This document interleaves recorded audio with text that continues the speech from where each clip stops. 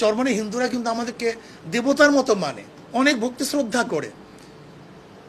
এই গত 2001-এর সময়ও যখন একটু হট্টগোল হয়েছিল, তখন হিন্দুগুলো কিন্তু সবাই আমাদের বাড়ি এসেছিলেন।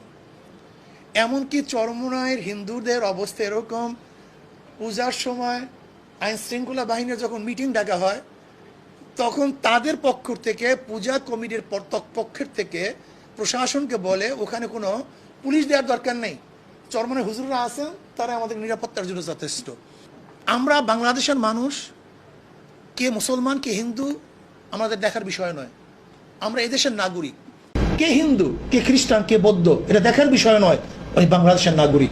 এইটা আমার মূল পরিচয়, এইটা আমার মূল পরিচয়।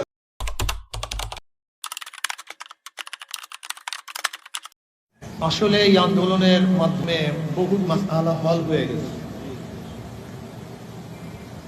আমাদের কওমিয়ানদের মধ্যে একটা মাসআলা খুব জটিল এবং কঠিন আকারে ছড়িয়েছিল যে অস্ত্র ব্যতীত কেতাল ব্যতীত কোনো কিছুই সম্ভব না। এবং আমাদের কওমিয়ান ছাত্রদের মাথার মধ্যে এমন ভাবে ঢুকানো হয়েছে, এর বাইরে যারাই কথা বলবে এরা সবাই মুশরিক, এরা সবাই তাগুতের সাথী, তাগুতপন্থী, এরা কাফের। এমনকি আমাদের আহলে হক হাজার ওলামায়ে কেরামদেরকে আমাদের তোলাবাড়া ঘৃণা করা শুরু করছে। কিন্তু এই আন্দোলন প্রমাণ করছেন না, মানুষ এবং জনগণ সবচেয়ে বড় শক্তি।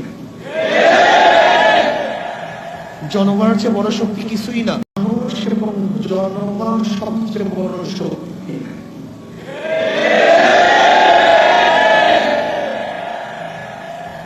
জনগণের চেয়ে বড় শক্তি কিছুই না।